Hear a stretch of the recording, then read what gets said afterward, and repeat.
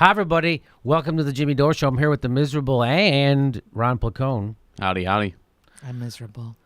Hey, here's a video from a little while back. It's when Dylan Ratigan was on the MSNBCs. So I don't know exactly what year this is from, but it wasn't from this year. Okay. But that doesn't matter what year it's from. That's why I'm not worried about it. What matters is what Dylan Ratigan has to say here, and he says it on MSNBC. So you know what we told you that the people in the news will never tell you the real reason we went into Libya or Iraq, or why we're still in Afghanistan, or why we're in Syria, or why we're selling cluster bombs to Saudi Arabia to drop on the poorest people in the world, and why we're enemies of Iran, who actually has democratic elections in their country, but we buddy up to theocracies like Saudi Arabia. No one tells you about the petrodollar. Nobody tells you that we're arming terrorists to fight against the Assad and terrorists, the same ones we're trying to. So nobody tells you nobody tells you any of that stuff, right? Which is why they're able to keep this war machine going. Because if they told you the truth about what we're doing in the Middle East, people would be going crazy. What? We killed 3,000 civilians this year in the Middle East? Yeah. Civilians. We killed 1,000 innocent civilians in March alone. So they don't tell you anything about that. Dylan Ratigan is going to go on MSNBC. See this young host? She's not ready for the truth that's about to hit her. Dylan Ratigan sounds like if I went on MSNBC and watched their heads explode. First of all, they just can't stop but laugh at him. And then ooh. Well, let's watch it. For me, I guess what I would say is there's a core issue here, which is there is a small group of well-funded Wahhabi extremists funded by the Saudi Arabian government to whom we give money. I really guess, listen, you invite me on the show, that's what's going to happen, right. Okay? So there's American oil money. What's so funny? He starts to tell them the truth about what's going on, and they start laughing. Isn't that weird? Yeah, they start giggling. They start giggling. He hasn't even gotten to anything. Well, in fairness, it's a pretty light topic. I mean, who doesn't giggle? So they start giggling, and and you get the feeling that if they pan to the person giggling, that they would be doing this.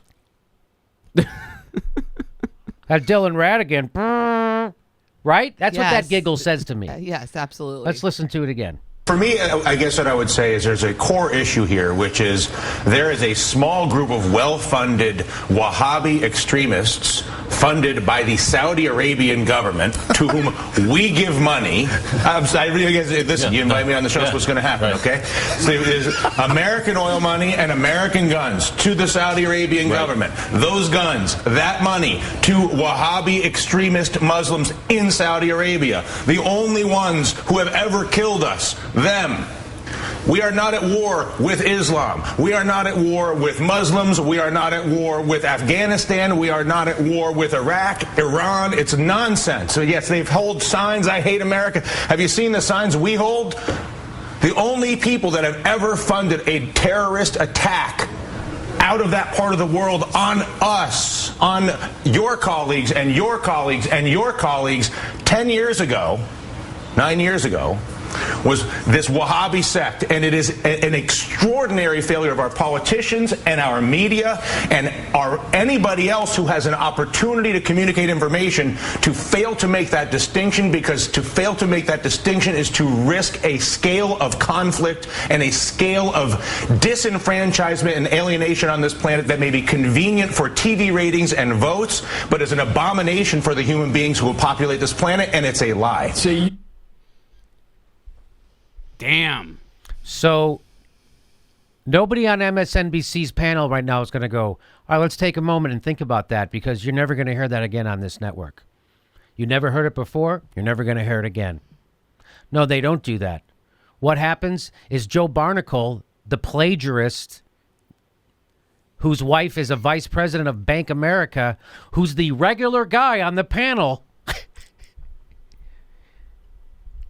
does he break into He's going to break in right now with a question. Is the question affirming? Well, of course you're correct. And of course that's the problem. And of course we never report that here because our corporate bosses won't let us. And that's why we never even mention the petrodollar. And that's why the American people are in the dark about what's going on. Yet we sit at a news channel. I'm paid by a news organization. They're paid probably, I don't know, $5, $10, $15, $20,000 a day to sit there. A day. To sit there and inform people. And they know they're not. And Dylan Ratigan comes on, he starts to tell the truth, and they start laughing at him. That's how shitty the news is. This is from 2010, I guess. This when Dylan still had a show there. You could see why he wasn't kept around, right? You see why they got rid of Dylan Ratigan, and they hired Gretchen Carlson and Megyn Kelly and George fucking Will and Hugh Hewitt instead of Dylan Ratigan? You see why, right? You see how Rachel Maddow's screaming about how they're firing all the good people and hiring all the shitty people? No. Which tells you everything you need to know about Rachel Maddow. You can buy her because she's been bought. MSNBC has been bought. Chris Hayes has been bought. Joy Reid is out of her fucking mind and everyone knows it, even everybody at MSNBC, but she's screwing up at the behest of the establishment so they'll never get rid of her. Well, let's listen to Mike Barnacle's question. Now, let's remember who Mike Barnacle is. He's a water carrier for the establishment and Wall Street. But for some reason, because I don't know why, people still consider him a regular. He's like the regular common man, even though he couldn't be less. He's the common man if you gave the common man tens of millions of dollars for decades. So let's listen to what he says. Oh, so Dylan Ratigan just laid down that truth bomb. Let's see what Mike Barnacle's question is. You have referenced, The Wahhabis? to my mind, the most valid point that Bill O'Reilly made, and it is that in the wake of everything that has occurred around the world since September 11th and before September 11th, the coal bombing, the leadership of the Muslim world has remained uniquely silent about what has happened. What the fuck? So he pretends to agree with Dylan Ratigan. And what does he do? What is he doing right there? He's going back blaming Muslims again. Why don't they disavow these people? Why don't you disavow 9/11? I mean, why don't you disavow the Iraq War? Does every American have to do that publicly? Because I don't remember you doing that. Again, okay, let's listen. In the world of journalism, that is called a red herring. That is called Hey, Dylan made a pretty interesting point. Look over here. Look over here. Here we go. I mean, you get no encyclical from the Muslim world about because ultimately think about the dynamic in the Muslim world. The Muslim world, you have different factions that are trying to retain their power relative to other factions within that community. And that includes factions that do not want to see Saudi strength rise or that don't want to see Iranian strength rise and see Iranian strength as something that can be balanced through other forces. But that's beside the point, which is, in my opinion, which is that whether it's leadership in the Middle East or leadership in America, the failure to make the distinction between the Wahhabi sect that is funded through Saudi money and all other Islam, period. Even, I don't care whether it's Islam or I'm angry saying I hate Americans, you got a sign. Like I said, go to Ground Zero, go to Florida. I'll show you some signs. Do you see that when they pan to the faces of the people sitting around that table, they're all like, fuck, I'm going to have to compromise myself right now to keep my spot on this panel. That's what that look is. I'm going to have to compromise myself.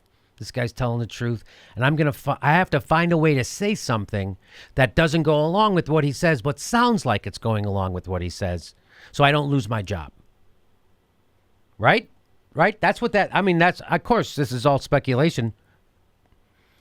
But what do you think that those stupid faces mean when they pan to them and they're sitting there? Here we go. Since when are we going to go to war over a sign?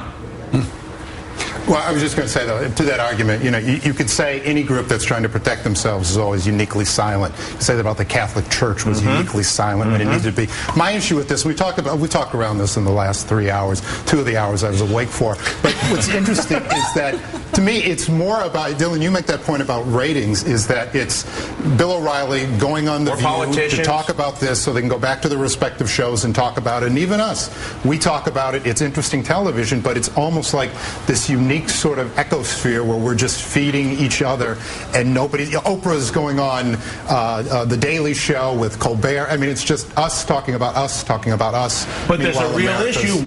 But there's a real issue. So again, he's obfuscating. John Ridley's a fine gentleman. I know him, good guy, what have you. But what he just did there was bullshit. Yeah, that was another red herring. That was another an interesting point. Yeah, but in the context of that conversation, look over here. Again, so what he just did was, again, I'm not going to actually speak. I'm going to pretend like I'm trying to make as strong a point as you are, but I'm going to completely change the topic of the discussion. And if you notice, Dylan Ratigan keeps bringing it back. No, there's an actual freaking point here. This isn't about us just talking to each other. I'm making a goddamn point, and you're all fucking ignoring it. Let's watch Dylan Ratigan do that.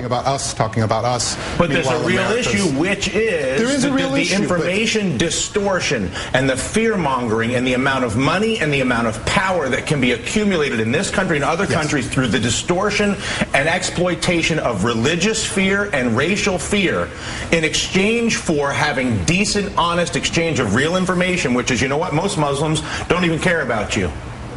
And the vast majority of the ones that don't like you from the couch, and there aren't that many of them.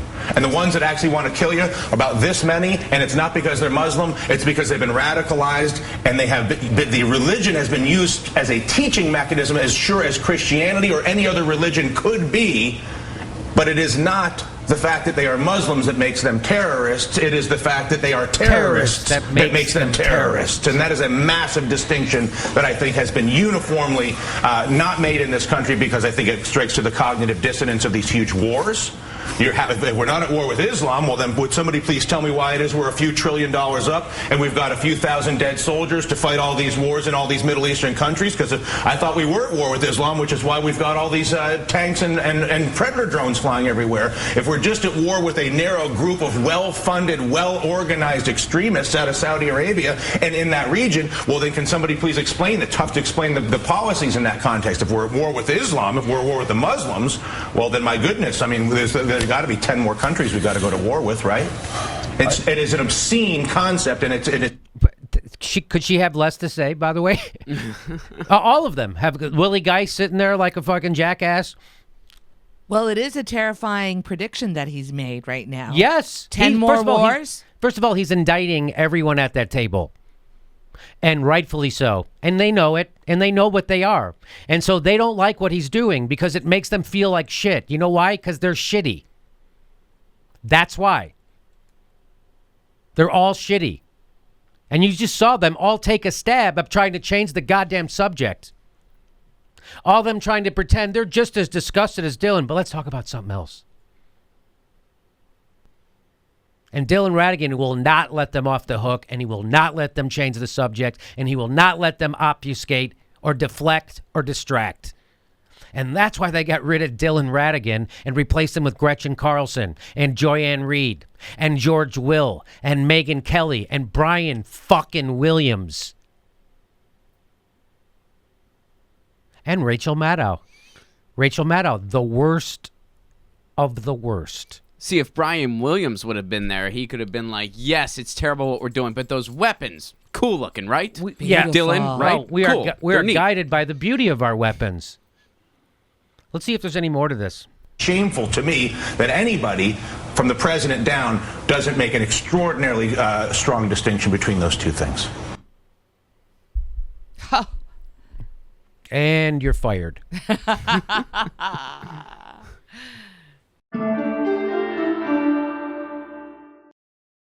Hey, the next live Jimmy Dore show is July 17th. That's right, July 17th. That's a Monday in Burbank, California. Get your tickets right down here or go to jimmydorecomedy.com.